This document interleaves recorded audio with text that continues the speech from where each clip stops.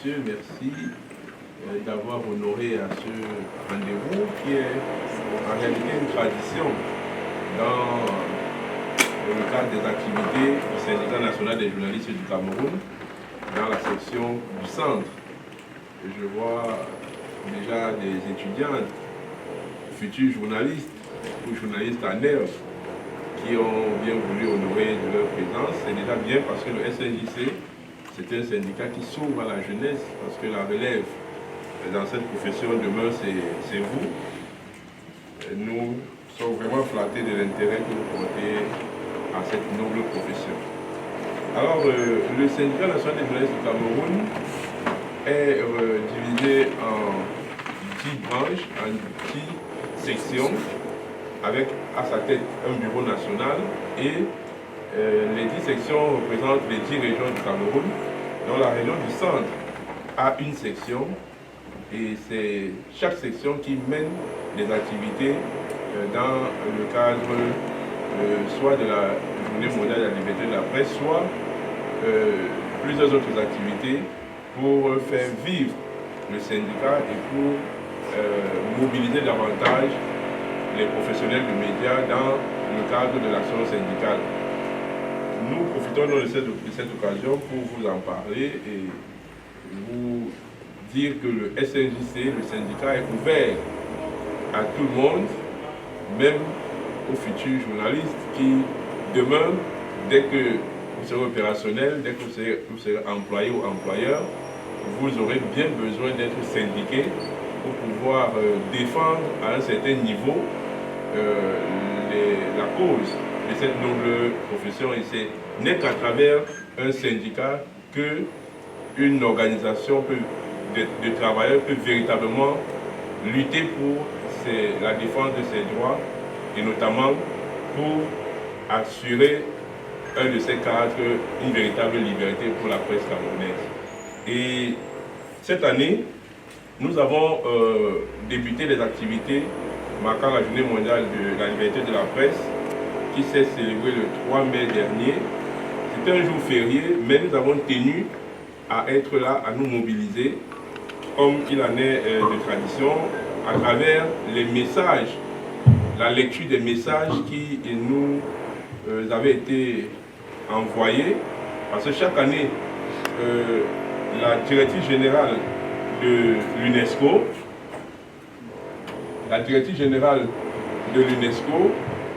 nous fait l'honneur de nous adresser un message et nous avons le devoir de lire ce message publiquement dans les 10 sections du SNJC.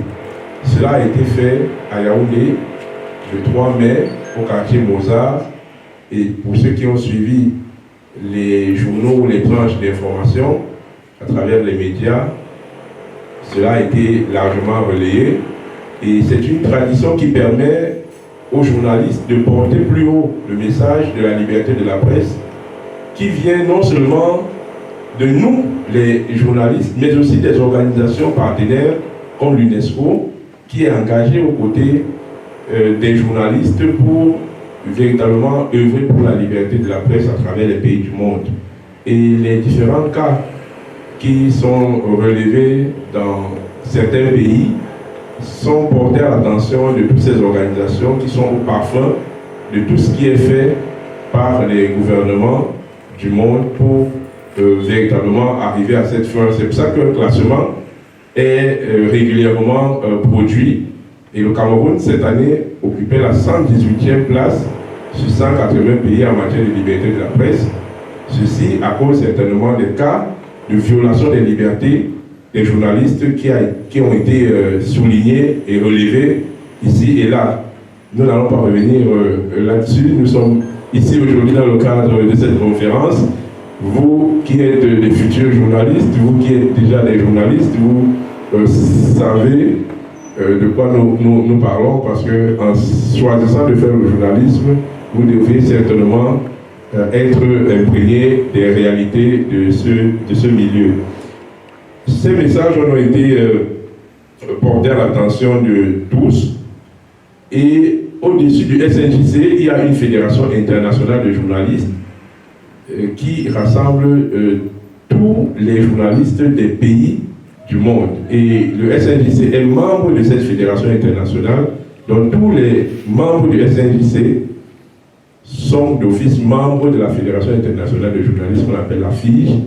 Et à cette occasion de la Journée mondiale de la liberté de la presse, la FIJ nous a adressé un message qui portait sur la sécurité numérique des journalistes, à savoir nous mettre en garde sur l'utilisation des outils d'espionnage qui sont généralement utilisés pour chercher à intimider, à museler et à réduire les journalistes presque au silence. Donc il était question de tirer la sonnette d'alarme. Peut-être ces outils ne sont pas encore assez sophistiqués chez nous, mais dans d'autres pays plus développés numériquement, c'est monnaie courante, tous les téléphones sont presque sur écoute. Il y a des logiciels malveillants qui sont mis sur pied pour espionner le travail des journalistes, même à partir de votre ordinateur. Des logiciels peuvent permettre de rentrer dans vos machines pour détecter tout ce que vous faites comme travail. Donc la FIJ a donc lancé ce message pour attirer l'attention des journalistes sur ce type de pratique, afin que nous soyons en éveil et que dans le cadre de notre profession, nous soyons plus prudents et que nous sachions comment contourner toutes ces mauvaises pratiques-là. Mais tout cela concourt aussi à cette conquête permanente pour la liberté de la presse. C'est pour ça qu'il il ne faut pas cesser de dire tout haut et de dénoncer tout haut ce type de pratiques qui sont, ma foi, un tout petit peu malveillantes. Alors, aujourd'hui, nous avons pensé poursuivre cette activité marquant la semaine de la liberté de la presse à travers une conférence débat qui porte sur le thème annuel de cette célébration qui était, ou alors qui est, le journalisme sous l'emprise du numérique. C'est le thème retenu par les Nations Unies à l'occasion de cette journée mondiale et nous avons pensé partager ce thème avec tous les camarades, tous les professionnels de médias et tous les aspirants, et qui plus est, pour en parler, le professeur Baba Wame, qui a commis de très excellents ouvrages, en la matière. Il y a un ouvrage intitulé Internet au Cameroun, genèse, usage et opportunités, esquisse sociologique d'une technologie nouvelle de communication. Un ouvrage qui nous sera certainement détaillé tout à l'heure. Et nous l'avons retenu parce qu'il est véritablement en phase avec la thématique centrale de cette année. Un autre ouvrage encore beaucoup plus à point de cette thématique, le journalisme numérique, repenser le paysage médiatique. Ces deux ouvrages, lorsque nous les avons parcourus au sein du SNJC, nous avons trouvé qu'ils cadraient véritablement avec cette thématique du journalisme sous l'emprise du numérique. Et c'est pour cette raison que nous avons contacté l'aîné, le professeur Baba Wame, pour venir nous en parler et nous édifier davantage. Merci d'acclamer le professeur Baba Wame d'avoir accepté cette invitation.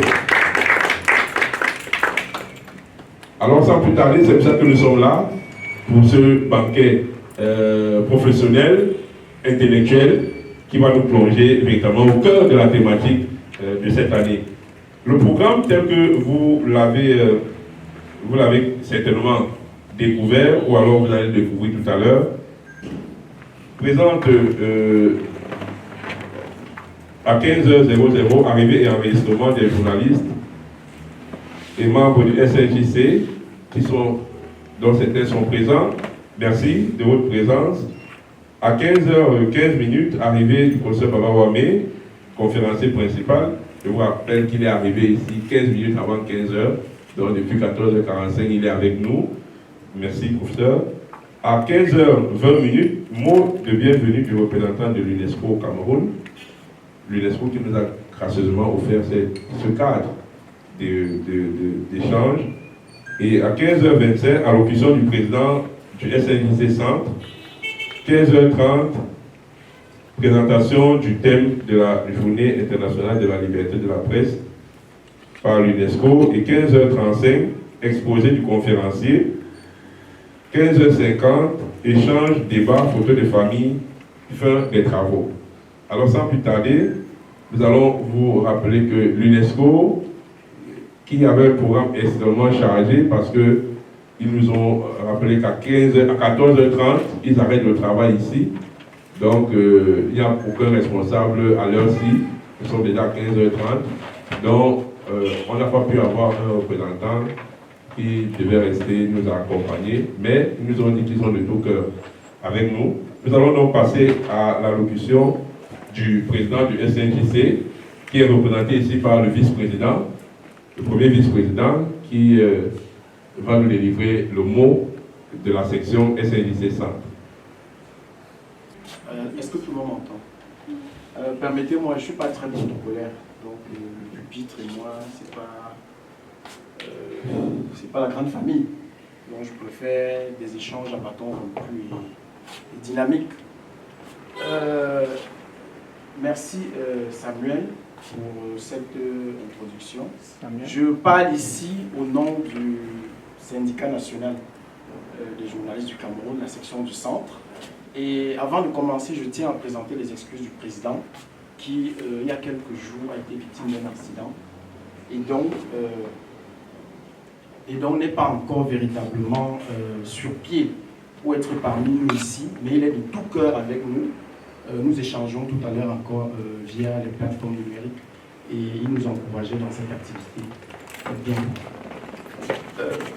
Samuel, tu l'as dit, nous sommes dans les prolongations de la célébration de la journée de la liberté de la presse le 3 mai dernier. Et cette conférence-ci tombe à point nommé. Et ce n'est pas un hasard si le syndicat a voulu mettre l'accent sur cette thématique. C'est-à-dire, d'aucuns parlent du journalisme sous l'emprise du numérique, d'autres parlent encore du journalisme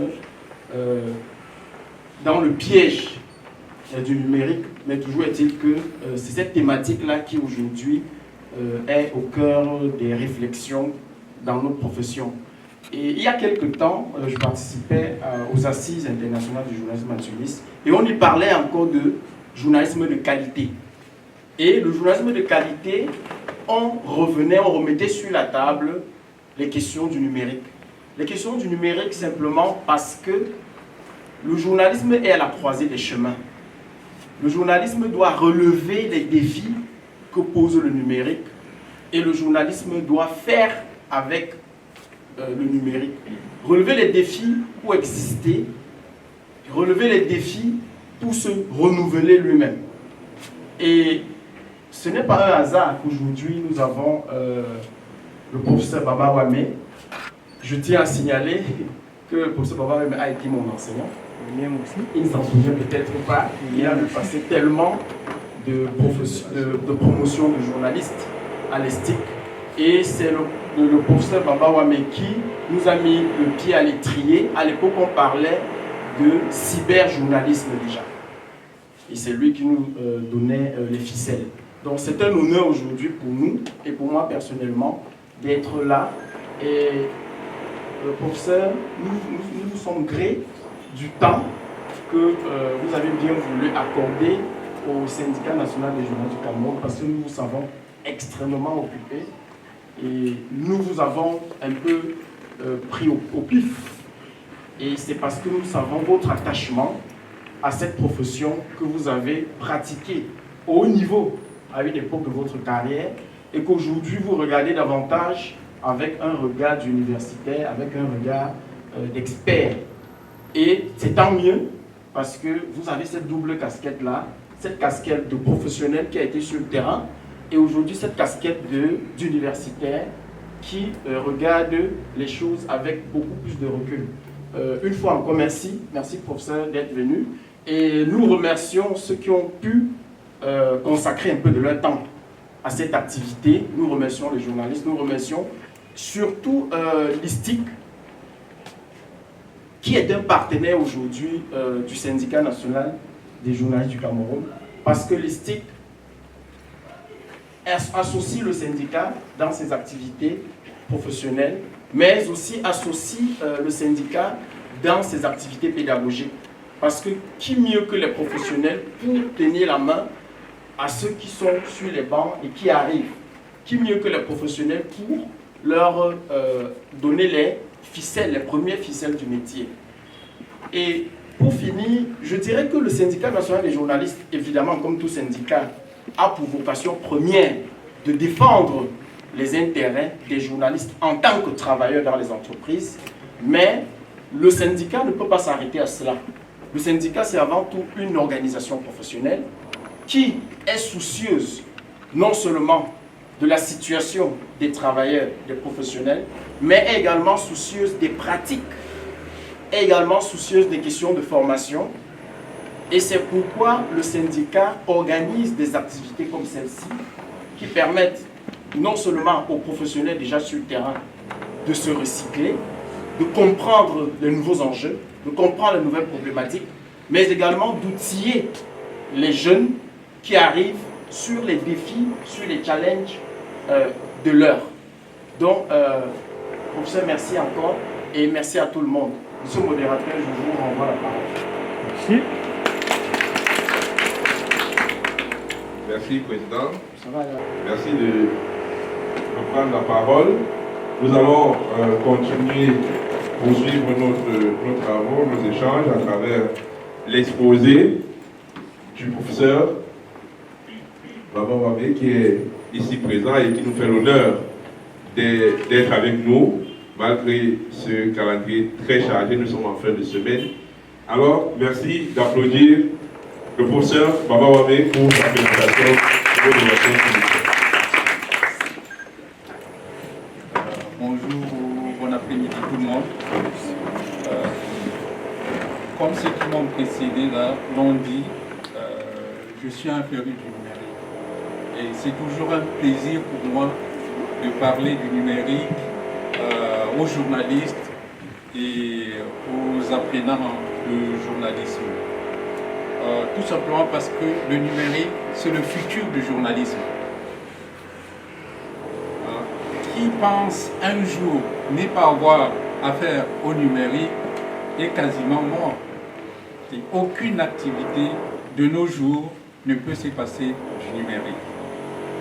À plus forte raison, le journalisme. Et la thématique retenue cette année, on l'a rappelé ici plusieurs fois, c'est le journalisme sous l'emprise du numérique. Personnellement, j'ai tiqué un peu en parcourant la thématique. Et je me suis permis une petite analyse grammaticale de cette thématique-là, en disséquant mot par mot. J'ai pris le mot le plus important, le mot clé, c'est l'emprise. L'emprise, c'est un nom féminin qui signifie ascendant intellectuel ou moral de quelqu'un, influence de quelque chose sur une personne. Comme synonyme d'emprise, nous avons ascendant ou influence. Être sous l'emprise, c'est être dépendant d'eux.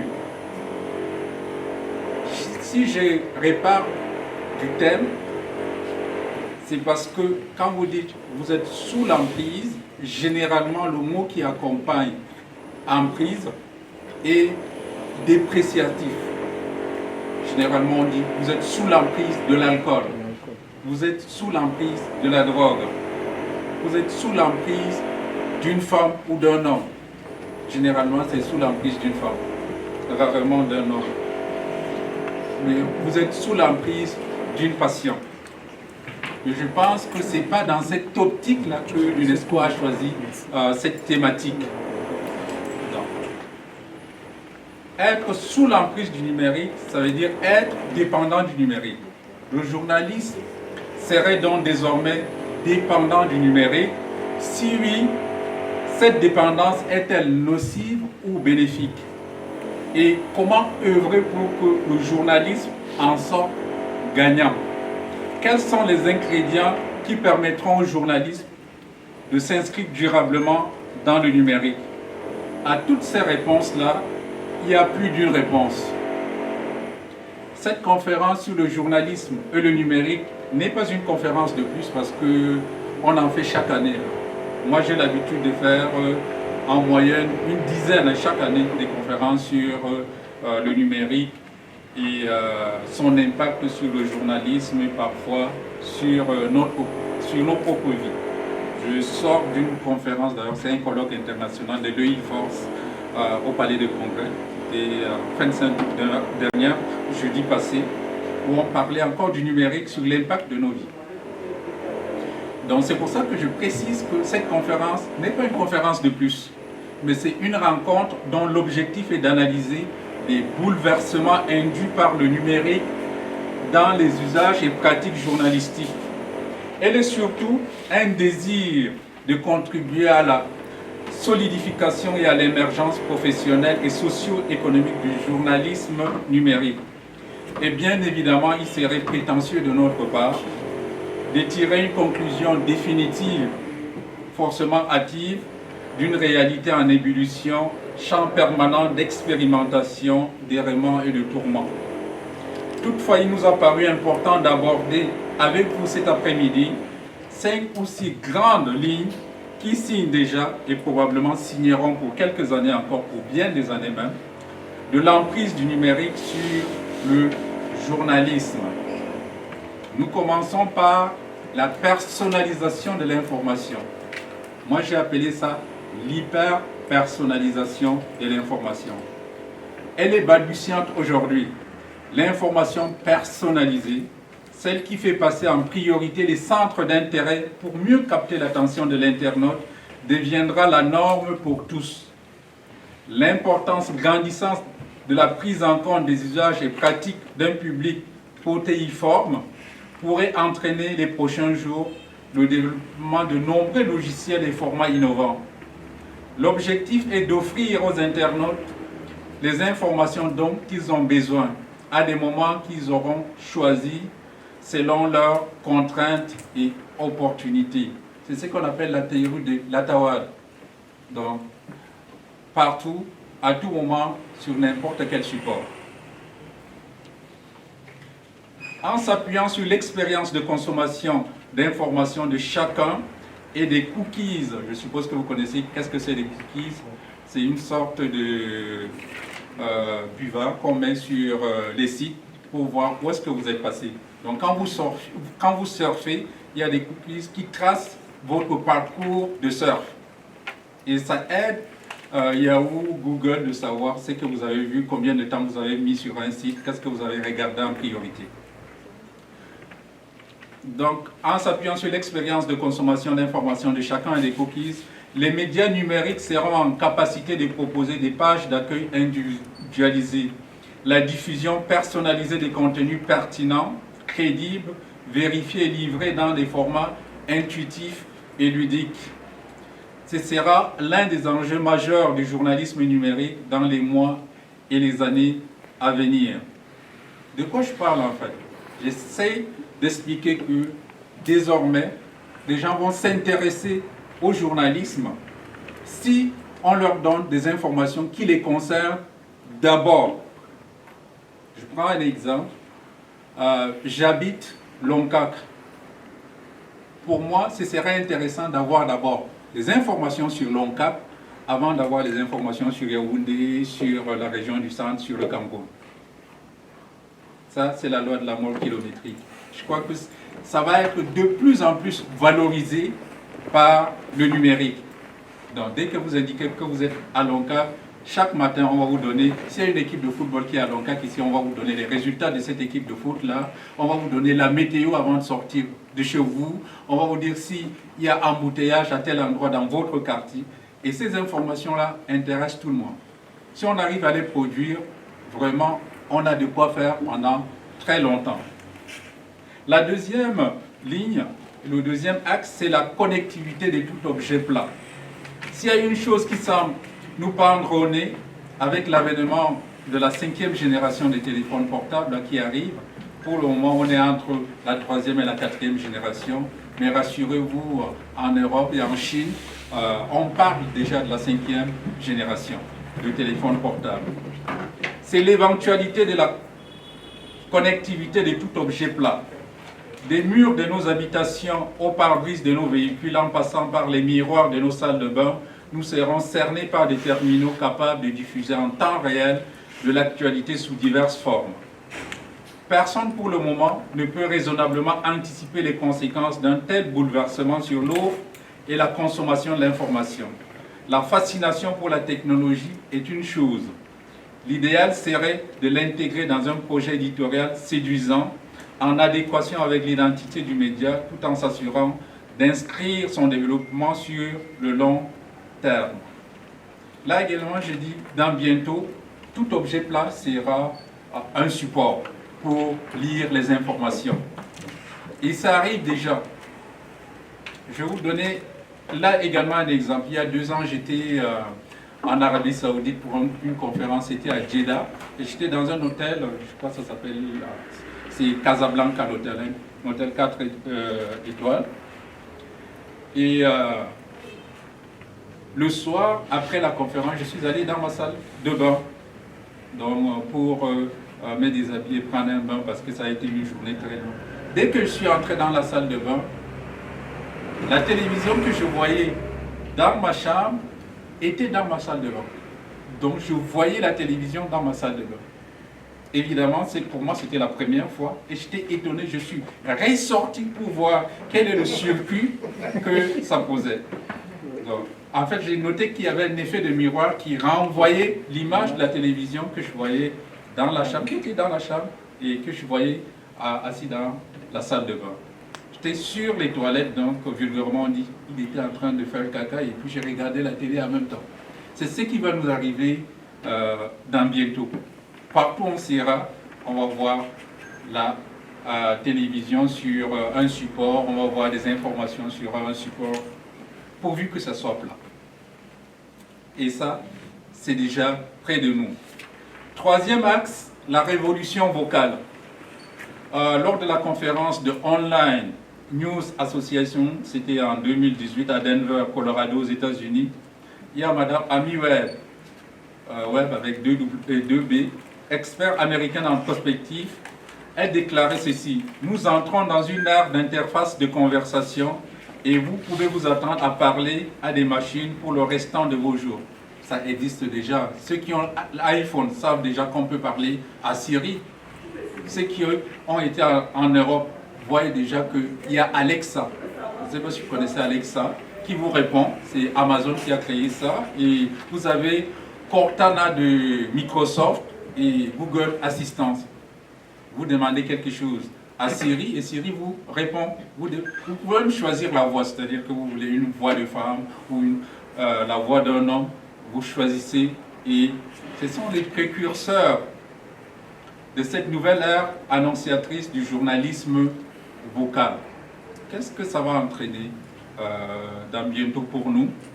Ça veut dire que le règne des claviers là va prendre fin. J'arrive, j'ai dit à Alexa, donne-moi les résultats de la 8e journée de Ligue 1 à Yaoundé. Donc, en une fraction de seconde, Alexa va me donner les résultats, comme à la radio. C'est à ça qu'on va arriver dans bientôt. Des solutions technologiques permettant aux médias de générer des articles à partir d'une commande vocale sont déjà en cours d'expérimentation. Aux États-Unis, vous pouvez parler à un bot. Bot, c'est un robot. Bot, c'est la contraction de robot. Vous avez votre robot, vous lui dites j'ai été voir le match Manchester City Real de Madrid. Je veux que vous me fassiez un compte rendu de cette rencontre-là à partir d'une situation où je suis supporter de Manchester City ou bien je suis supporter de Real de Madrid. Ce ne sera pas le même texte. Est-ce que vous comprenez ce que je veux dire? je peux dire, pour le même match, je peux faire 3 ou 4 comptes rendus en me positionnant comme supporter d'une équipe ou de l'autre, ou bien en étant relativement neutre. Vous savez que ça n'existe pas, un journaliste neutre. Quand on écrit, quand même, on y met un peu souvent de notre subjectivité. Le quatrième axe, c'est la croisade contre les fake news. Donc, le numérique dans le journalisme doit se défaire des fake news. Sauf donc à croire à l'avènement d'un monde complètement aseptisé, c'est-à-dire un monde où tout le monde dit la vérité. Ça n'existe pas, ce monde-là. Les fausses informations existeront toujours. Vous savez qu'avant les fake news, il y avait ce qu'on appelle le plus vieux média du monde, à savoir les rumeurs. Donc de tout temps, les fake news ont existé. Avant, c'était l'envergure géographique des médias qui faisait en sorte que les rumeurs étaient localisées dans des zones bien précises. Mais maintenant, avec Internet, tout le monde peut accéder à une information. Donc du coup, on est sous la férule des fake news. Il y a des gens comme ça qui adorent faire des fake news. Je les appelle les gens qui ont les fleurs du mal. Leur but, c'est faire des fake news. Même si ça ne marche pas, mais ils font des fake news, ils se sentent heureux dans les fake news. Pour que le journalisme numérique survive donc à ça, il faut accroître des robots qui vont permettre de déceler le vrai du faux. Ça existe déjà au niveau des médias comme Washington Post, New York Times. Donc il faut organiser une croisade contre les infox en ligne par le développement et la vulgarisation des logiciels à l'instar de Dataset Search de Google, ça existe, ou la création d'un moteur de recherche capable d'évaluer en une fraction de seconde le niveau de fiabilité d'une information. Il devrait être aussi possible de faire le distinguo entre un contenu initié par une personne humaine, donc, et un contenu produit par un robot. Comme le font depuis plusieurs années certaines plateformes à partir de ce qu'on appelle le CAPTCHA. Je ne sais pas si vous notez. Généralement, vous l'avez remarqué, si vous arrivez pour changer par exemple votre mot de passe, le site vous demande de reproduire, je ne sais pas moi, des signes, mettre 4 W et vous dites il y a combien de W. Vous devez actionner une des propriétés de votre compte pour que le site web sache que c'est une personne qui manipule, pas un robot. Ça, c'est déjà possible. Cinquième et avant-dernier axe, les modèles économiques alternatifs. Et ça, c'est une question qui revient à tous les séminaires et les conférences que je fais sur le journalisme numérique. Et je pense que c'est une question pertinente. Après avoir développé tout ce que j'ai à développer en parlant de technologie, il y a toujours une dernière personne, généralement assise à la dernière table, qui lève la main pour vous dire professeur, comment on fait pour gagner de l'argent sur le web? C'est une question extrêmement difficile pour gagner de l'argent sur le web. Actuellement, dans le monde, on ne compte qu'un seul journal véritablement connu, qui est le New York Times, qui finance la version numérique, finance les autres activités du groupe. C'est-à-dire, il finance le journal papier, il finance leur télévision à eux, et il finance d'autres activités qui sont à côté. Il n'y a que New York Times. Pour le faire, il faut asseoir un modèle économique. Et au Cameroun, on ne connaît qu'un seul modèle économique, c'est celui de la gratuité. Quand vous êtes sur le web, on vous propose gratuitement toutes les informations.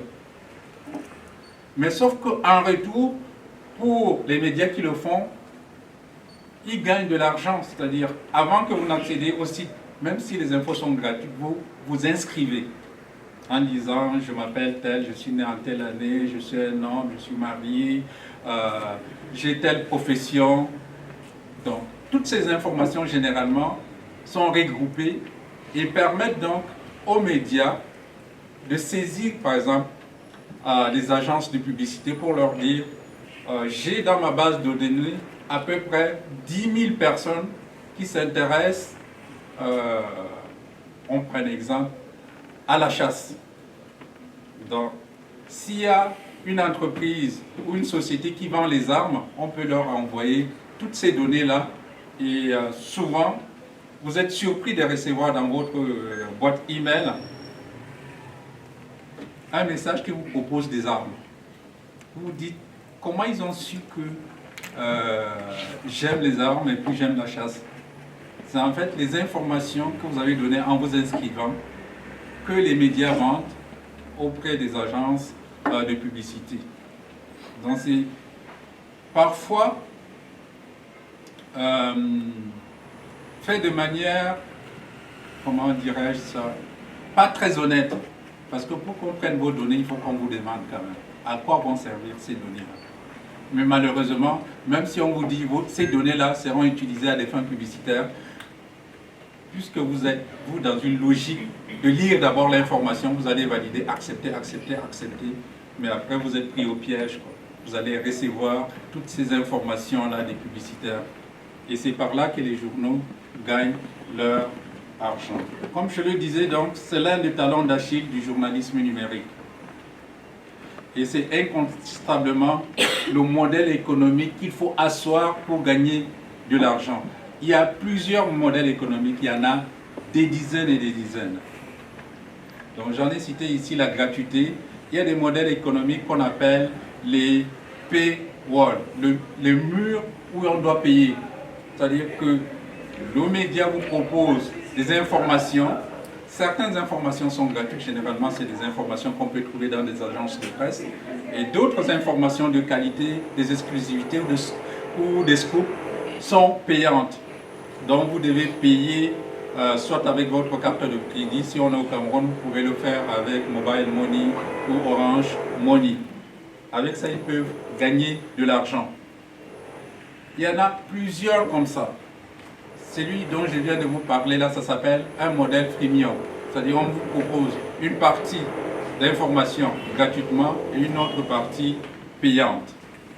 Il y a des médias qui vous proposent de payer intégralement toutes les informations.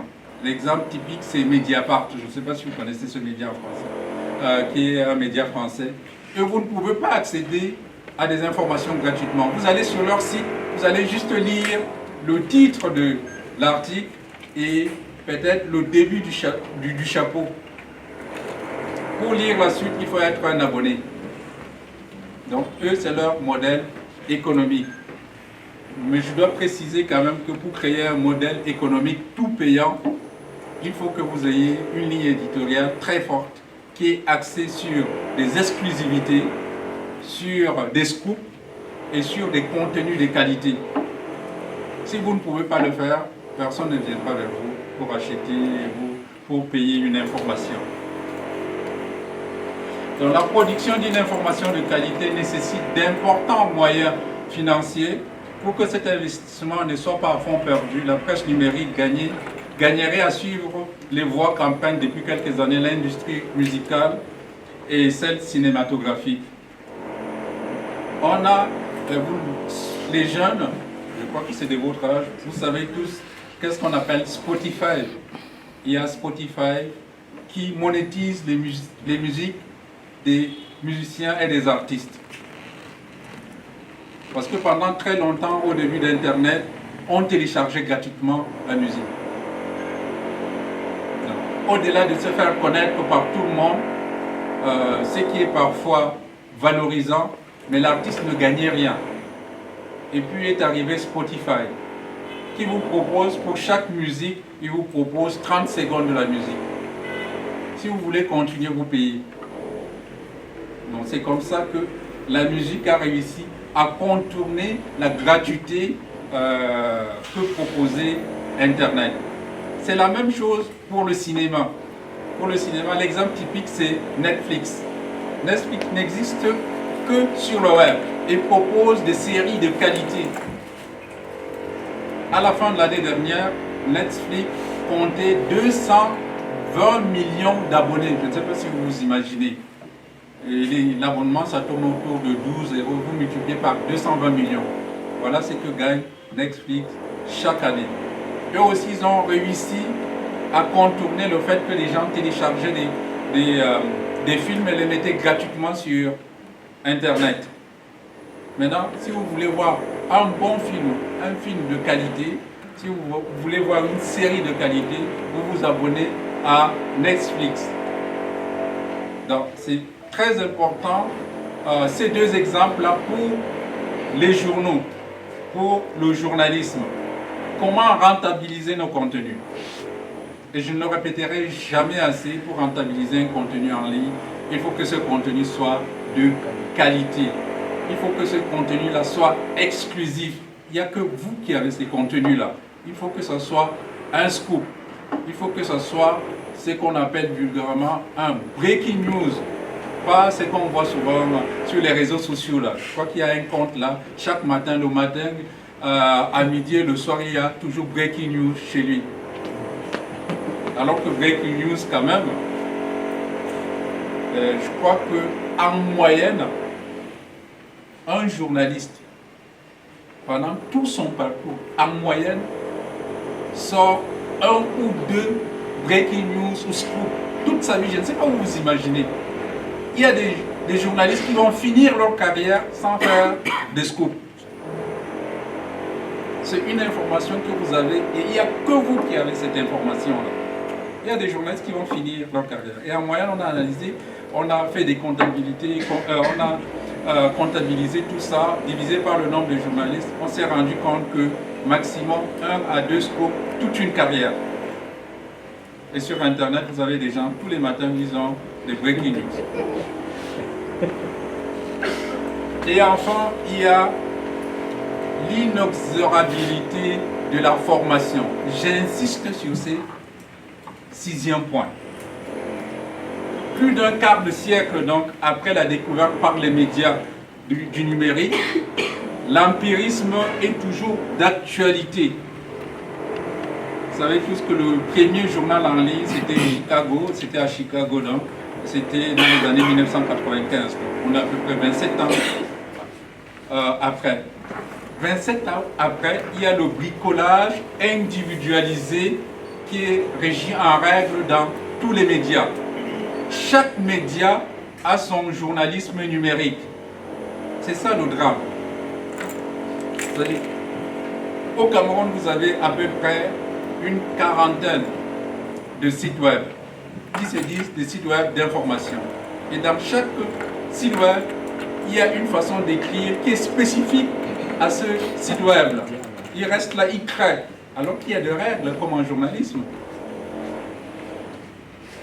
Et ça s'apprend à l'école.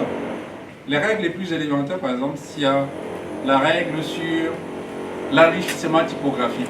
C'est quoi l'enrichissement typographique? C'est le fait d'appliquer le gras, l'italique, la couleur, le souligné à une police de caractère donnée.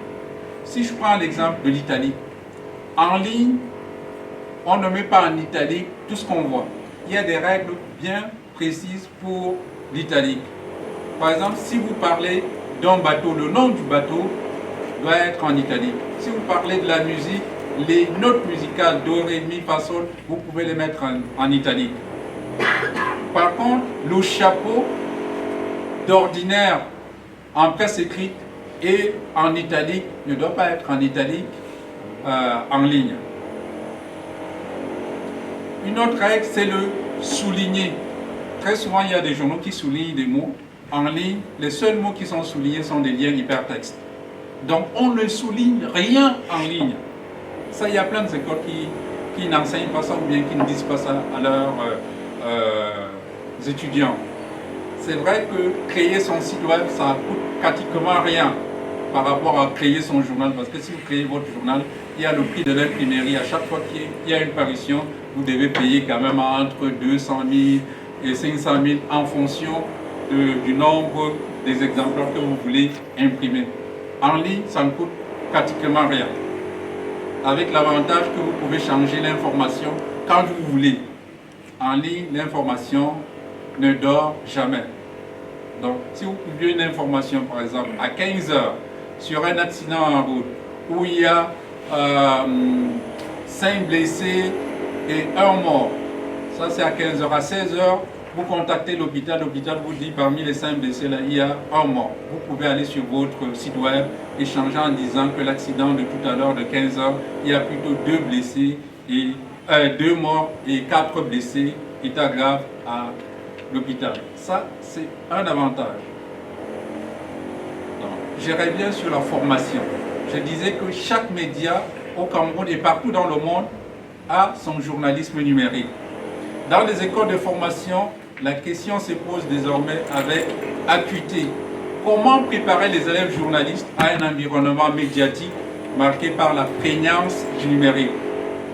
S'il semble définitivement acquis que les cours sur l'éthique, parce que dans le journalisme numérique, il y a journalisme. Donc il ne faut jamais oublier ça. Les cours sur l'éthique, le rapport aux sources, la vérification resteront des enseignements fondamentaux pour les journalistes. Il s'avère cependant indispensable de massifier des enseignements, l'offre pédagogique concernant le numérique en accordant une place plus importante à la culture d'Internet, à la culture du digital. La création et l'animation des sites web d'information, la maîtrise des outils de diffusion et des traitements de la vidéo, le journalisme mobile, la mesure d'audience, le data journalisme sont autant d'enseignements à inscrire au programme de formation initiale et contenu des écoles de journalisme. Moi j'en ai parcouru, je n'ai pas vu sur les quelques écoles de formation de journalisme ici, je n'ai pas vu de cours de data journalisme. Je n'ai pas vu des mesures d'audience. Vous savez que maintenant le journalisme en ligne c'est un peu comme à la bourse.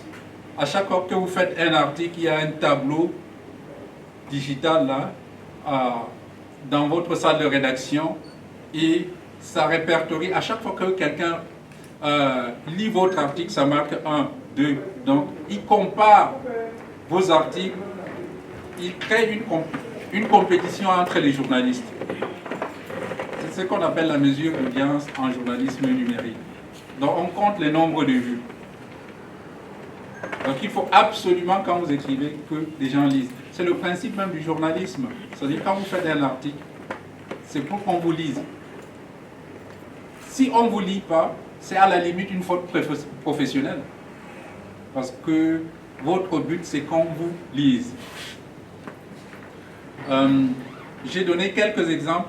Il y a des écoles ou des centres de formation, notamment le centre de formation de Paris, là, le CFJ, Centre de formation des journalistes. Eux, ils ont créé carrément une filière qui s'occupe du web. Ils appellent cette filière-là la filière W comme web, qui offre une formation post-baccalauréat, donc après le baccalauréat, de 3 ans au métier du web. Elle prépare les apprenants aux nouvelles exigences des groupes médiatiques soumis à l'inéluctabilité de la transition numérique. Donc, on est tous embarqués vers la transition numérique. Je reviens encore sur la première phrase que j'ai prononcée au début de cette présentation. Aucune activité humaine de nos jours ne peut se passer du numérique. Donc, sur tous les supports, la culture digitale n'est plus optionnelle. Elle est impérieuse. Je vous remercie.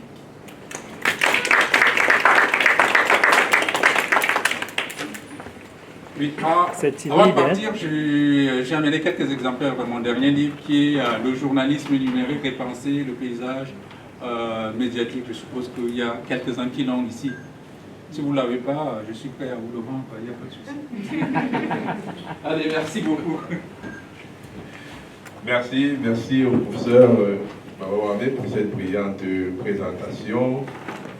Merci à tous et à toutes pour toute l'attention que vous avez manifestée durant cet exposé qui était véritablement un cours magistral. Je crois que nous avons tous pris des notes, un peu comme je l'ai fait ici. L'exposé du professeur Baba Wame est revenu sur pratiquement 5 grands axes de développement du journalisme numérique. Sur 6, voilà, oui, 6. Elle est très attentive. Hein. Voilà, j'ai bien écrit 6 ici, mais j'ai dit 5, je ne sais pas pourquoi. Donc, sur 6 grands axes, et chacun de ces axes était assez intéressant et assez nourri quand le professeur revient sur la personnalisation de l'information quand on parle du numérique. C'est un élément assez essentiel et je crois que cela a été davantage explicite. Maintenant, lors des échanges, nous verrons bien ce que les uns et les autres ont compris de cela.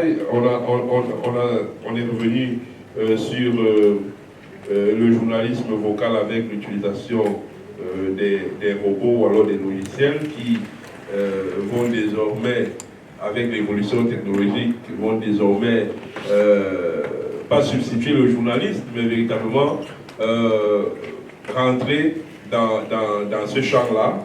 Et il serait donc opportun pour le journaliste de se remettre véritablement à niveau pour pouvoir répondre à toutes ces innovations technologiques, avec la croisade aussi contre les fake news qui sont monnaie courante dans le milieu du numérique aujourd'hui. Et le journaliste doit pouvoir faire face à cette réalité qui n'est pas uniquement l'apanage de cette nouvelle génération, même à l'époque, avant le numérique, il y avait toujours des éléments comme la rumeur, le professeur est revenu là-dessus, qui mettaient le plus souvent à mal le journaliste.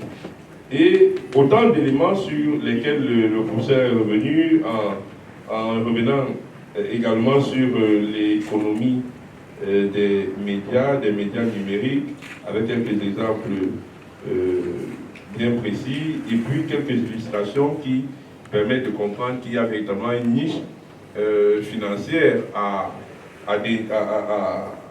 bénéficier dans le milieu du numérique. Alors, quelques exemples ont été donnés, et je crois que chacun a pris des notes. Sans plus tarder, nous avons peut-être quelques contraintes de temps.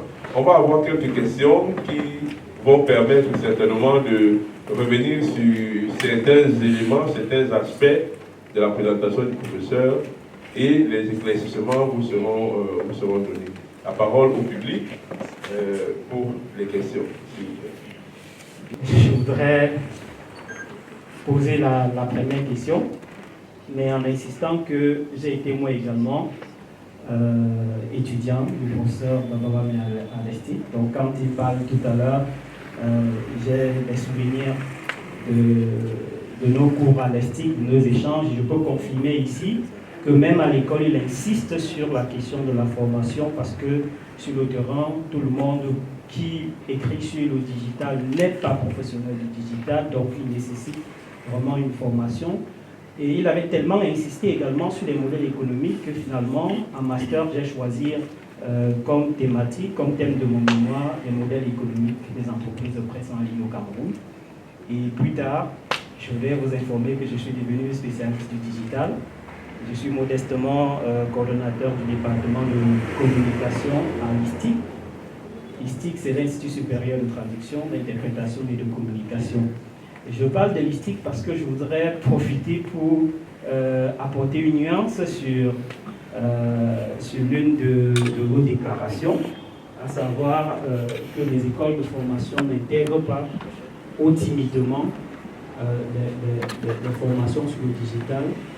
Je voudrais dire, grâce à l'influence, à votre influence, au cours que nous avons reçu, parce que je suis devenu spécialiste grâce à vous aussi, nous avons imposé les cours de journalisme numérique, de communication digitale, de marketing digital, de fact-checking et surtout de data journalisme à l'ISTIC. Et je dois confirmer aussi que dans d'autres écoles, ça n'existe presque pas. Alors, revenons sur la thématique, le journalisme sous l'emprise du numérique, et vous avez insisté en entracte pour dire que quand on parle de l'influence, ça signifie que ce qui arrive est forcément négatif, c'est-à-dire le journalisme, le numérique serait donc plutôt un désavantage pour un journaliste. Alors moi je trouve que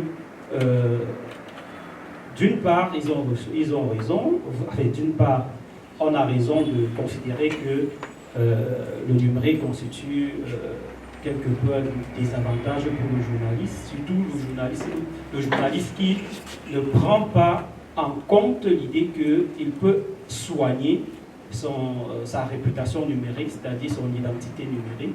Et je pense que vous avez insisté sur cela tout à l'heure lorsque vous parliez de l'identité du journaliste, les noms, les prénoms, date de lieu de naissance, les zones géographiques où on se trouve, les coquilles, effectivement, qui permettent de reconnaître ce que l'on fait aux gens. Je pense qu'il faut sensibiliser les journalistes également à soigner leur réputation en ligne. Parce qu'évidemment, j'ai lu quelques ouvrages là-dessus et quelques expériences de personnes qui ont été effectivement suivies, espionnées. J'ai échangé avec quelqu'un qui a été piégé dans une chambre d'hôtel, toujours, qui a branché son téléphone. Et en réalité, le téléphone, la prise, ce n'était pas une prise ordinaire. Ça, c'est d'un. De deux, une autre personne a utilisé le Wi-Fi d'une entreprise. Et le Wi-Fi, en fait, a contribué à soutirer toutes les informations dans le téléphone de cette personne-là. C'est pour dire que les journalistes doivent forcément faire attention aux sites qu'on visite. Les journalistes devraient absolument maîtriser les outils de traçage, parce que il y a des outils qui permettent aux journalistes, ou alors qui permettent de suivre l'activité des journalistes et au-delà de toute personne sur le digital, mais il y a également les outils qui permettent aux journalistes et aux autres de savoir qu'on est en train de les espionner, et ils contrecarrent ça. Donc je voulais c'est peut-être une contribution, mais je voudrais poser la question, comment on fait, professeur, pour qu'il y ait une unicité de pratique dans les salles de rédaction en ligne, avec ceux qui veulent écrire en ligne? Parce qu'évidemment, comme vous l'avez souligné, chaque rédaction a ses techniques d'écriture en ligne. Le numérique vous permet de faire plusieurs choses à la fois. C'est-à-dire, dans une rédaction, vous pouvez avoir un journaliste qui va s'occuper de la météo de chaque quartier, par exemple. Il y a un autre qui va s'occuper des résultats de sport de chaque quartier. Par rapport à vos choix, vos centres d'intérêt, on va vous envoyer un journal qui est unique, qui ne ressemble qu'à vous. C'est-à-dire, si votre voisin ou bien votre ami habite Etoudi, vous êtes à Longchamp, vous n'aurez pas les mêmes informations. Donc, pour répondre à votre question, pour la première partie, oui. Si c'est un média très important, il faut des journalistes qui se spécialisent dans des domaines précis pour la personnalisation d'informations. Mais la distribution après des contenus, ce sont les logiciels qui s'en occupent. Donc, les logiciels savent que M. X est à Etoudi et il aime le foot, mais il n'aime pas le handball, par exemple. On va lui envoyer la météo d'Etoudi, on va lui envoyer les résultats des équipes d'Etoudi en football, mais pas les résultats des équipes d'Etoudi en handball. Ça, c'est des logiciels. Les logiciels sont capables de le faire. Et en réalité, ce n'est pas une invention du numérique. Il y a des journaux bien avant qui ont pensé à ça. Je pense pour les journaux qui concernent l'Afrique, Jeune Afrique économique. Jeune Afrique, par exemple, Jeune Afrique Premium. Là. Ils ont des couvertures pour chaque région. Je crois qu'ils en ont deux. Il y a Jeune Afrique Maghreb. Le contenu est le même, mais la couverture n'est pas la même. C'est-à-dire, pour les journaux qu'ils vont envoyer au Maghreb, ils vont mettre la une prioritairement sur les événements du Maghreb. Le même contenu, c'est-à-dire le journal à l'intérieur ne change pas, mais ils vont mettre une nouvelle couverture pour l'Afrique subsaharienne. Ça existe depuis. Donc, le numérique a accéléré ça avec les logiciels. C'est-à-dire qu'on n'a plus besoin maintenant de sélectionner les articles ou les contenus. Il y a les logiciels qui le font. Deuxième question, c'est sur la protection des données. Donc il faut absolument lire le règlement de chaque média. Généralement, ils vous disent que vous pouvez vous inscrire, mais on va utiliser vos données. Mais il faut le lire. Hein. Généralement, c'est comme les polices d'assurance. Pour ceux qui ont des voitures ici, les polices d'assurance, là, les parties les plus importantes, là, c'est écrit un tout petit comme ça. Vous n'avez pas le temps encore. Parce qu'aucune voiture ne peut rouler sans police d'assurance. Donc vous venez, vous payez, vous partez. C'est après que vous réalisez que, en fait, si je fais un accident, c'est pas moi qu'on va payer, mais c'est la personne que j'ai cogné avec ma voiture. Tout ça, c'est précisé dans la police. Hein. Mais sauf que vous êtes blessé et vous ne lisez pas. Donc vous prenez votre police d'assurance jusqu'au jour où il y a un accident. Mais l'idéal serait de ne pas être sur Internet. Dès que vous êtes sur Internet, c'est terminé. Vos données, on vous suit pas à pas. On vous trace parce que tout ce que vous faites. Moi, j'ai un exemple. Il y a un mois, j'étais à Dubaï. Pas pour ce que vous savez. Quand vous dites Dubaï, les gens le savent. J'étais à Dubaï pour l'exposition universelle Dubaï 2020. En fait, ils avaient accueilli l'exposition universelle en 2020 avec le Covid, ils n'ont pas pu. Donc, ils l'ont calibré entre octobre 2021 et le 31 mars 2022. Donc, j'étais la dernière semaine. Dès que j'ai pris l'avion, à l'atterrissage à Dubaï, j'ai reçu plein de messages pour me dire que tout autour de l'hôtel, parce que la réservation de l'hôtel s'est fait en ligne, le billet d'avion s'est fait en ligne, donc Google savait dans quel hôtel j'allais, j'ai pris quelle compagnie d'assurance, et comme en m'inscrivant, j'ai dit j'aime bien le café expresso, et donc dès que je suis arrivé à l'aéroport, Google m'a envoyé plein de messages pour me dire que tout autour de l'hôtel là, il y a 2 cafétérias qui proposent du bon café, du café malheureusement colombien, pas camerounais. Donc ça peut choquer les gens. C'est-à-dire, dès que vous arrivez, vous êtes cerné par des informations vous concernant. Qu'est-ce qu'ils ont fait? Ils ont monitorisé et mon agenda et mes mails pour savoir ce que j'aime. Et ça va continuer. Donc, l'idéal, c'est que vous ne soyez pas sur Internet. Et ça, c'est impossible de nos jours. Et pour ceux qui ne le savent pas, je le répète, je le dis chaque fois, dès que vous écrivez quelque chose sur Internet, c'est terminé, il n'est jamais perdu. Vous avez l'impression que vous envoyez une photo et vous l'effacez, c'est effacé. Donc, c'est là des années, des dizaines d'années. Si on veut vous compromettre, on sort ces photos-là. Donc, aucun contenu n'est perdu sur Internet. Vous pouvez l'effacer sur votre page, sur votre compte Twitter ou Facebook, mais c'est déjà dans la base de données de Twitter ou de Facebook. Donc il faut faire extrêmement attention à ce qu'on dit et ce qu'on fait sur Internet. Vous savez, pour les jeunes journalistes là, ceux qui sont, que les employeurs lisent ce que vous faites sur les réseaux sociaux. Maintenant, avant quand vous envoyez votre demande d'emploi, on vous demande maintenant de mettre vos comptes Facebook, Twitter, et après ils vont lire qu'est-ce que vous dites là-bas. Généralement, nous, on est pénal les Africains, je ne sais pas pourquoi, sur les réseaux sociaux, on se met là, on a une bouteille de whisky, généralement, les employeurs n'aiment pas ça. Si ils vont sur votre compte Facebook, ils voient que vous aimez trop la fête et tout ça, il y a peu de chances qu'on vous retire. Donc il faut faire extrêmement attention sur ce que vous publiez sur les réseaux sociaux.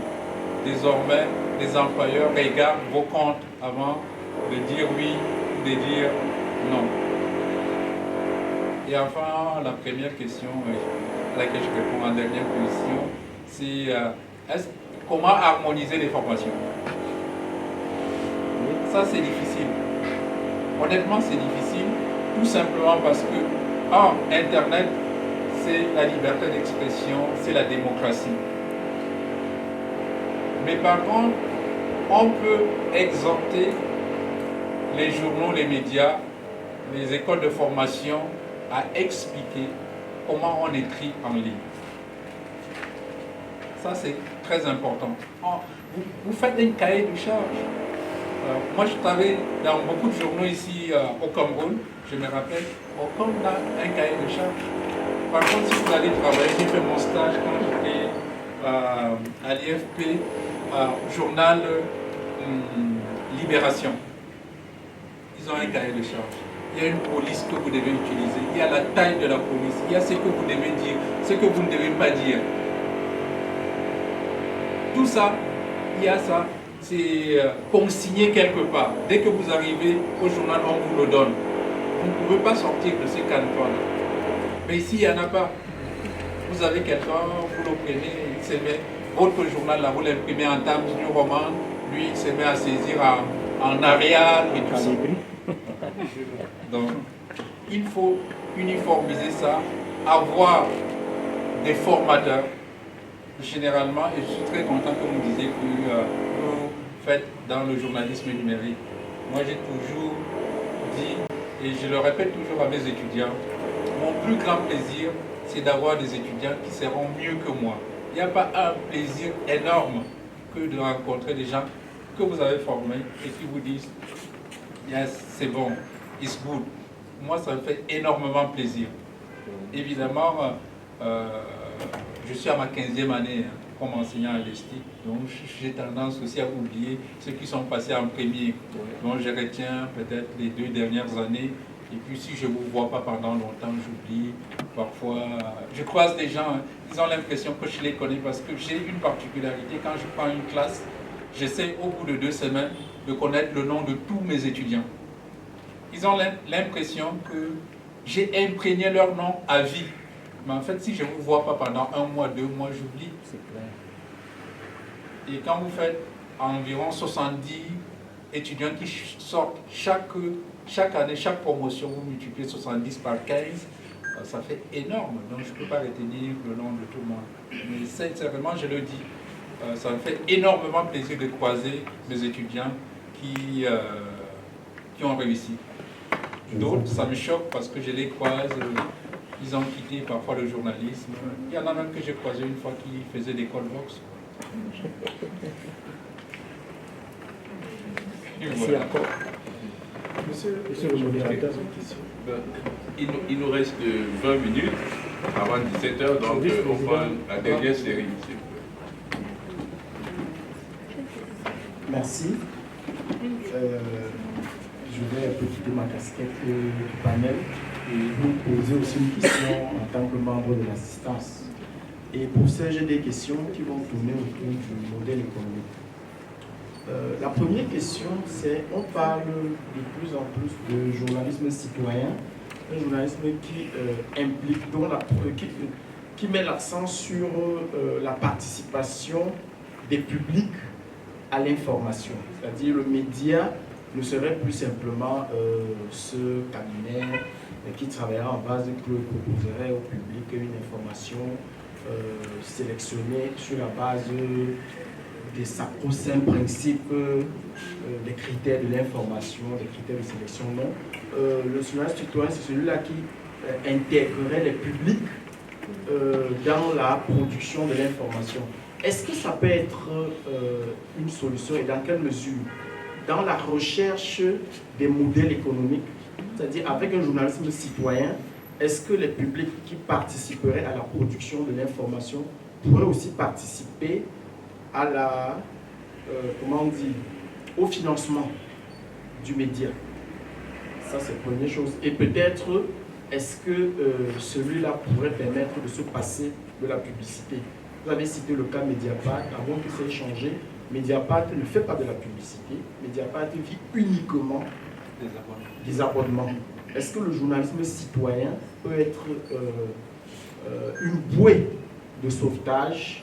Dans quelle mesure et jusqu'où il peut permettre peut-être de se passer de la publicité qui parfois aussi bride la liberté d'expression des médias lorsqu'on dépend un peu trop de la publicité. On n'est pas toujours libre de ce qu'on dit.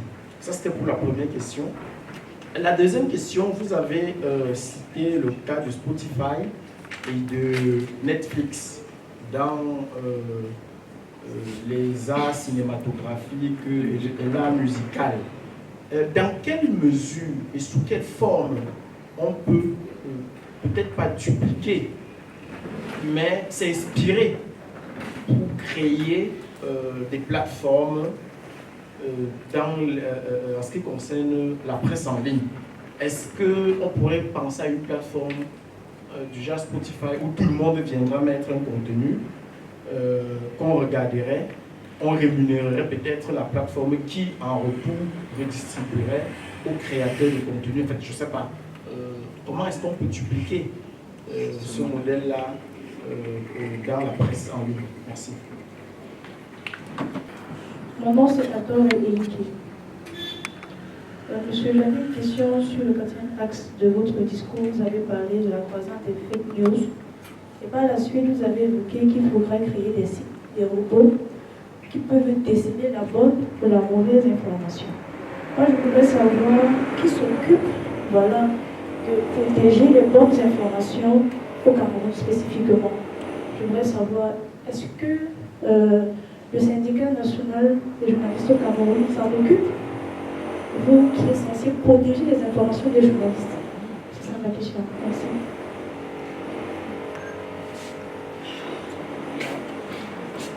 Il y avait une voix de l'autre.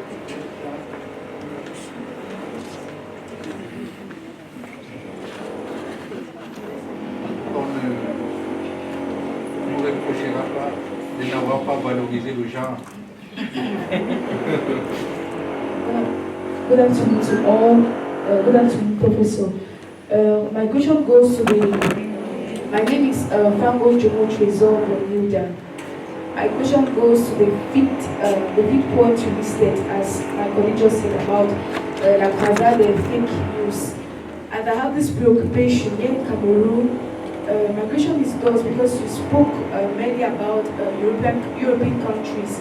And so I begin to question myself, what are journalists in Cameroon going to do, given the fact that we don't have robots and might be an internet or the numerical air in Cameroon is not yet high like that of other countries, like European countries. What are the journalists in Cameroon going to do? Is there something that protects this spread of fake news?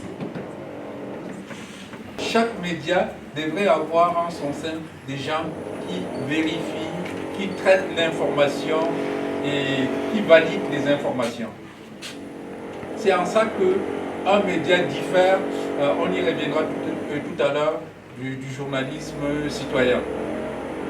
Et ça existe depuis la nuit des temps, hein. C'est-à-dire aux premières heures du journalisme, il y avait dans les salles de rédaction des journalistes qui écrivaient, il y avait un autre groupe qui venait généralement après eux, après que vous ayez déposé votre article, qui vérifie la crédibilité, la fiabilité de votre article.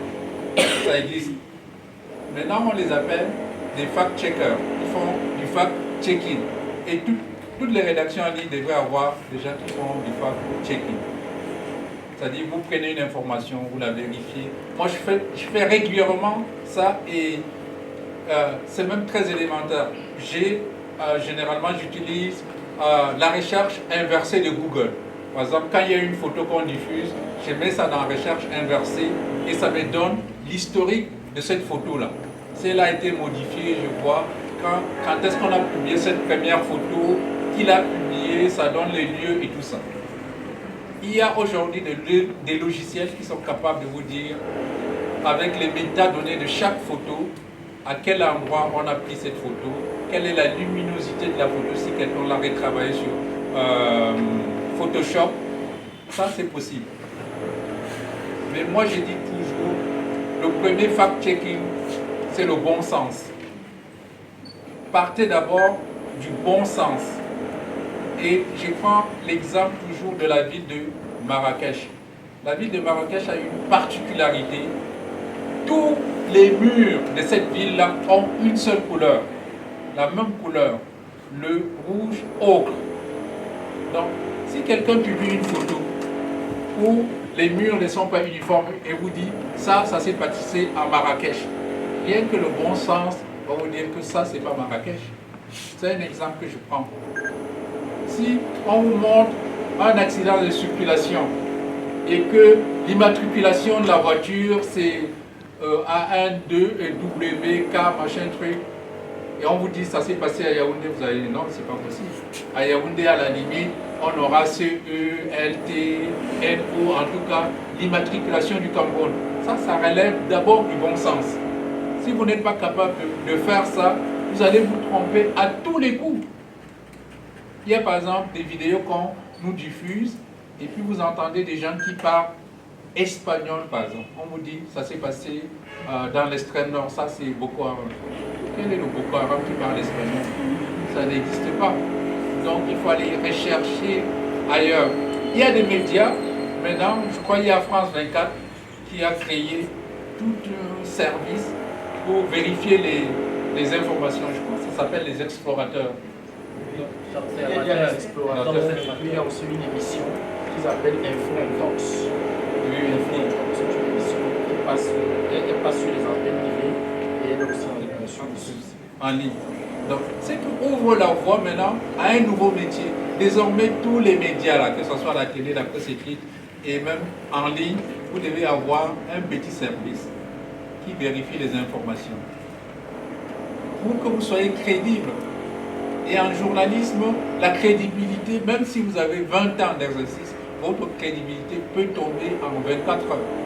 Si vous diffusez une fausse information, que tout le monde peut vérifier qu'en étant une fausse information, vous perdez vraiment votre crédibilité.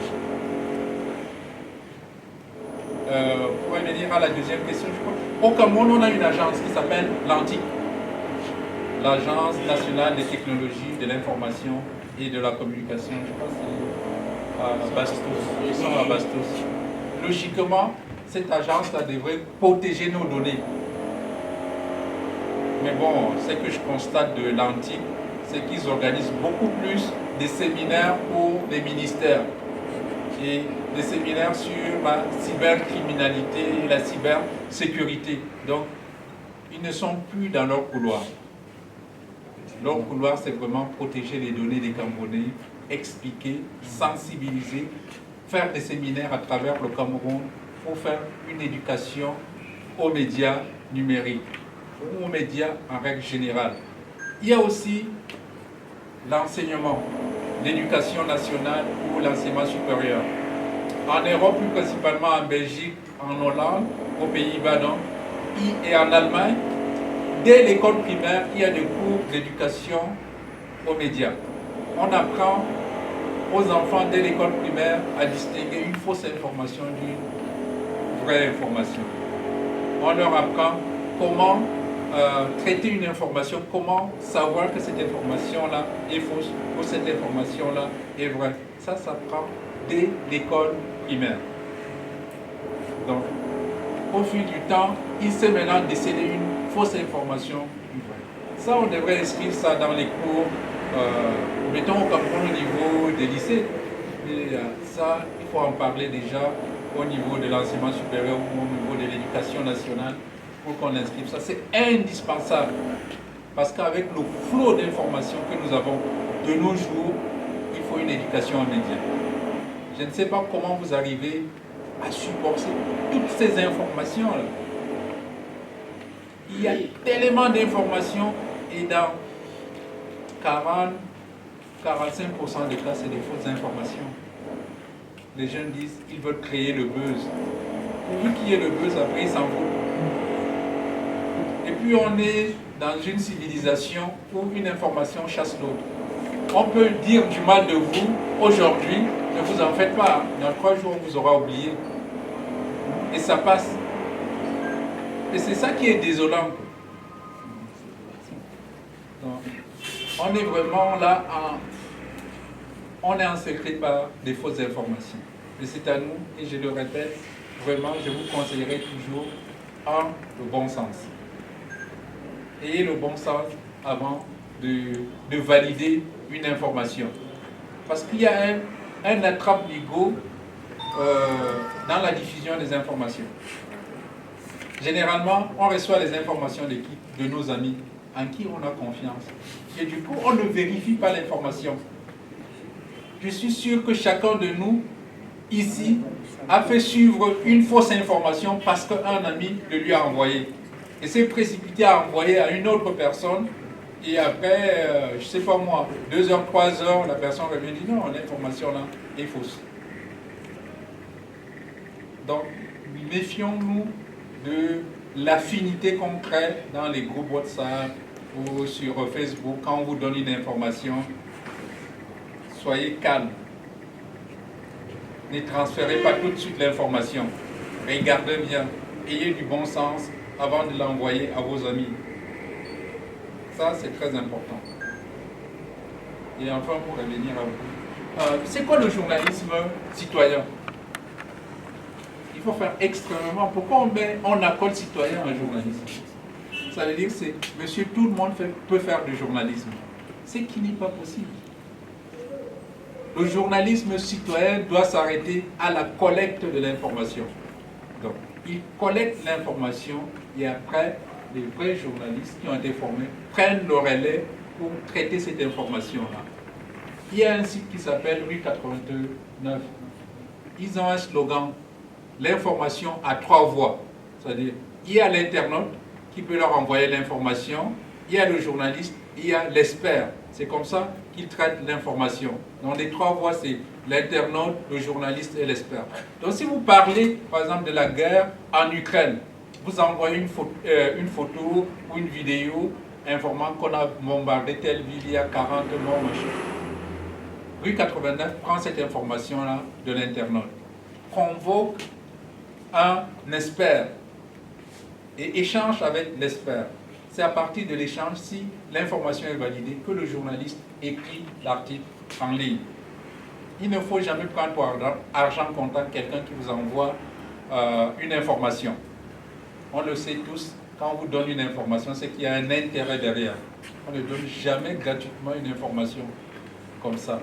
Si quelqu'un vient vous voir, il fait semblant d'être votre meilleur ami et tout ça, c'est pour que vous publiez son information, l'information qu'il vous a donnée.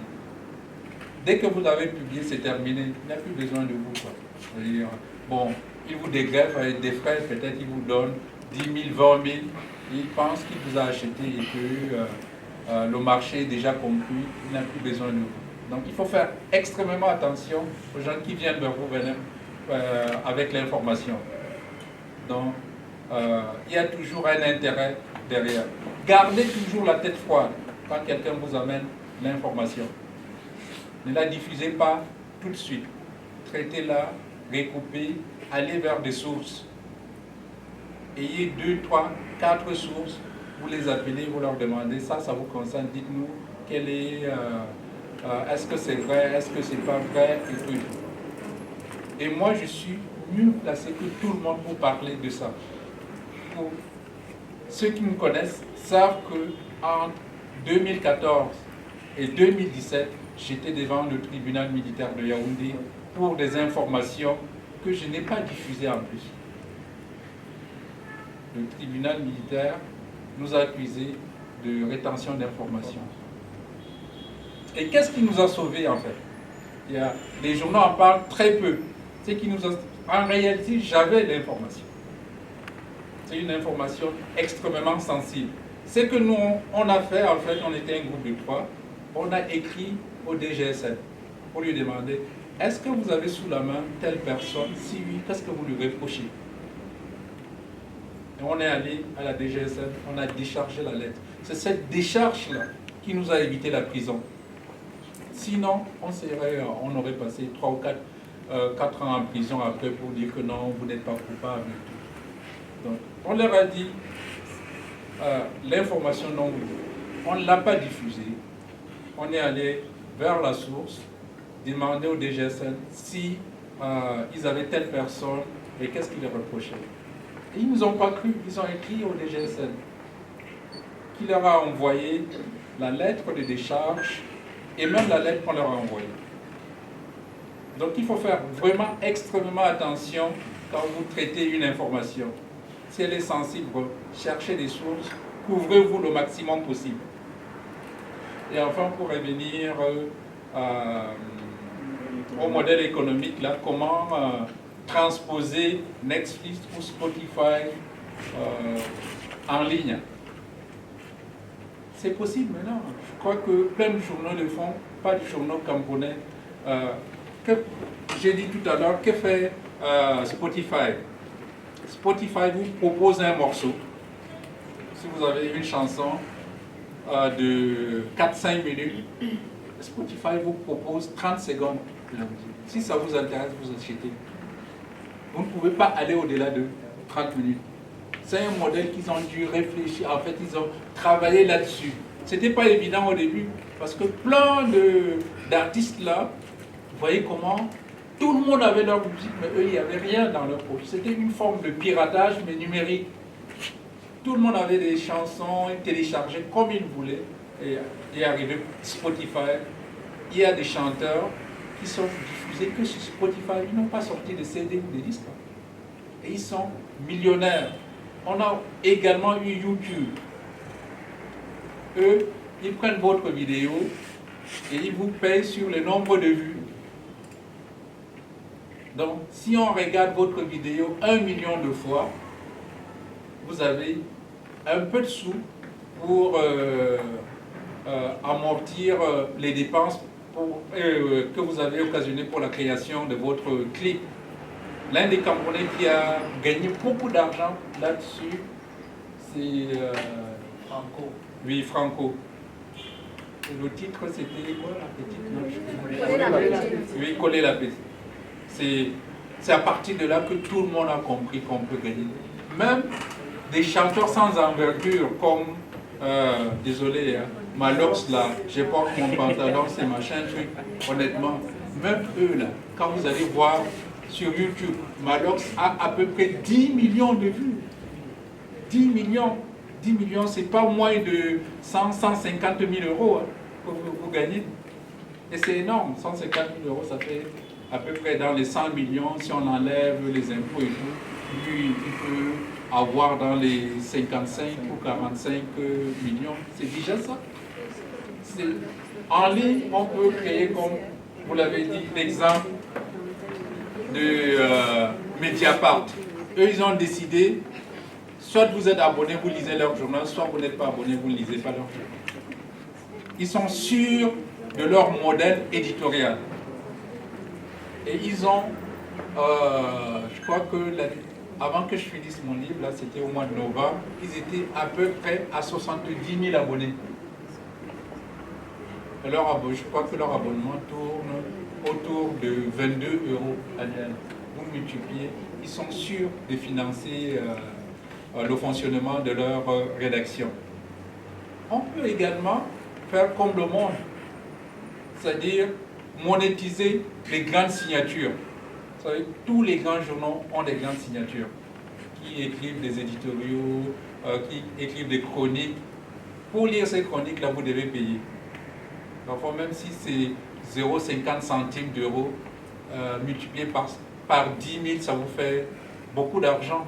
Donc il faut essayer de trouver une bonne formule, mais cette formule ne peut fonctionner que si vous avez des contenus de qualité. J'y reviens toujours là-dessus.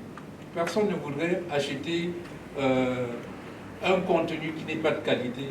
Donc, travaillez d'abord votre contenu. Soyez régulier. Après, ça va venir tout seul vers vous. Et pour finir, je dois dire que le numérique nous ouvre l'esprit. Généralement, on dit pensez comme Google. C'est-à-dire, rien n'existait avant Google. Ils sont arrivés avec leurs formules et tout.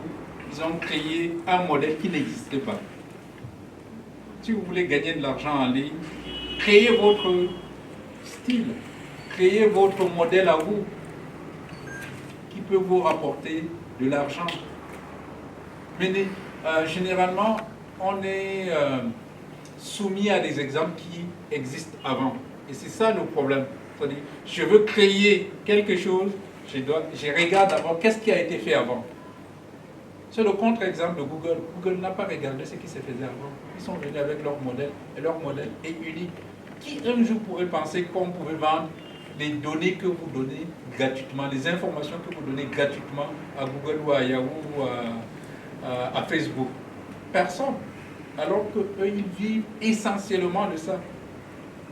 Le chiffre d'affaires de Facebook, ça fait le budget du Cameroun, du Nigeria, de l'Afrique du Sud et du Maroc. Les 4 pays là réunis, leur budget, là, vous ne savez pas le chiffre d'affaires de Facebook. Alors qu'ils ne vendent que des données. Et vous pouvez aller sur Facebook gratuitement. Ça, il faut créer son modèle. Il faut travailler là-dessus. Et chez nous, on est champion du copier-coller. Hein. Je vois les jeunes là qui se battent dans la vie. Ce qu'ils font, c'est qu'ils créent une page sur Facebook et ils vendent les savons, les perruques et tout. C'est bien. Vous allez gagner 100 000, 200 000, 300 000. Mais ce n'est pas une idée originale. Créez votre idée. On va vous suivre. J'ai vu, dans les journaux, on parle d'un Camerounais qui a créé les drones camerounais. Mais les drones, ça a été créé depuis fort longtemps. Hein. Donc il a fait un copier-coller, il a amélioré peut-être, il a mis quelques spécificités camerounaises et puis il y a des drones. On ne peut pas dire que c'est un inventeur. Il va gagner sa vie jusqu'à un certain niveau. Et puis c'est tout. C'est bon, merci.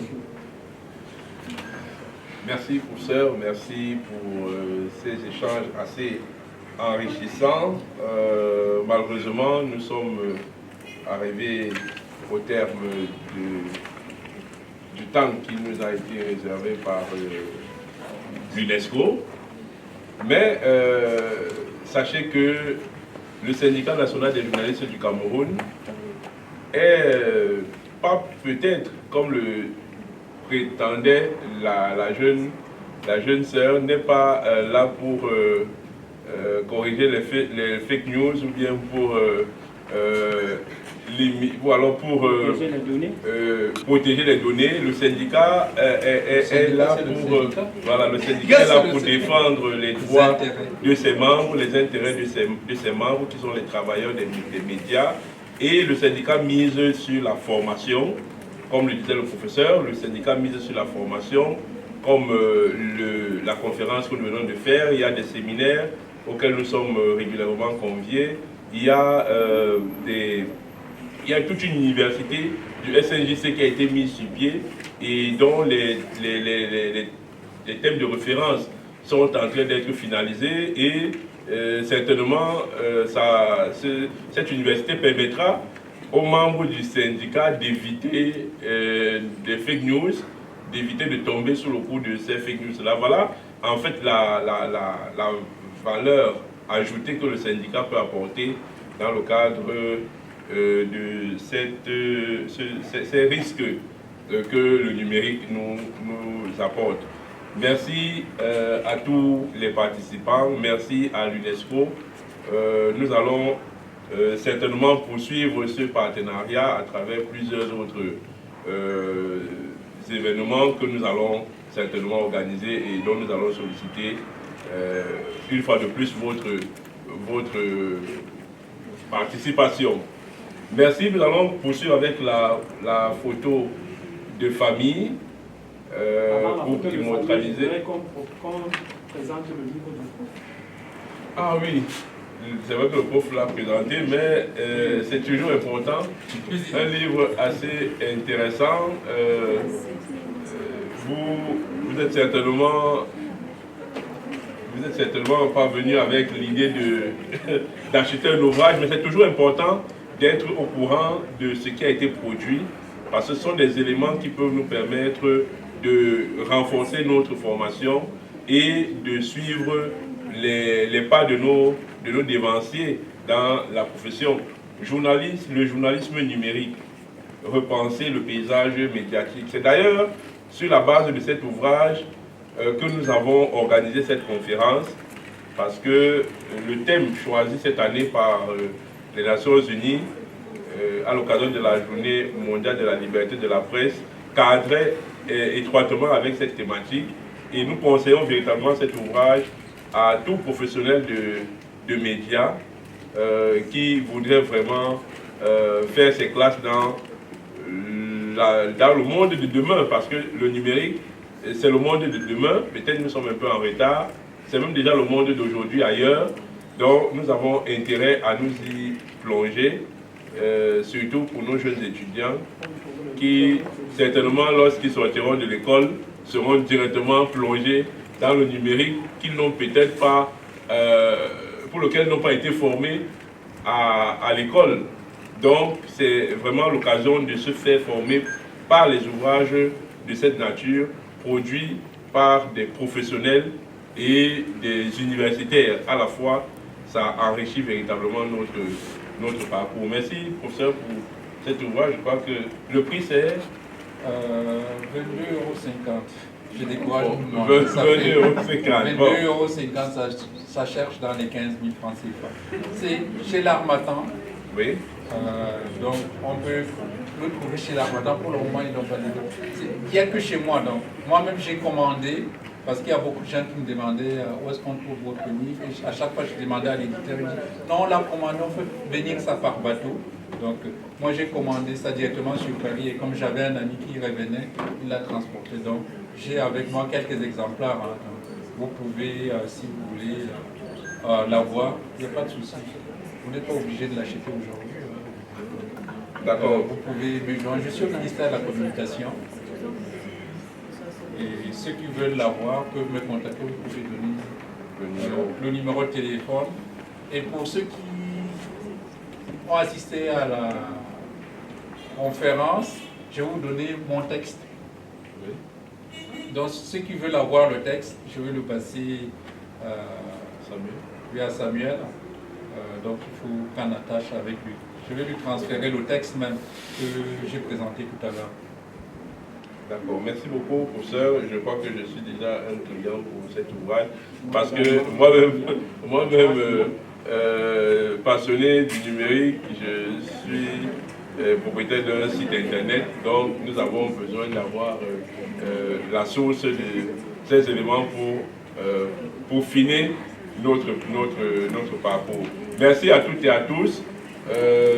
Rendez-vous tout à l'heure, nous allons certainement prendre attache en échangeant des contacts pour poursuivre cette grande aventure.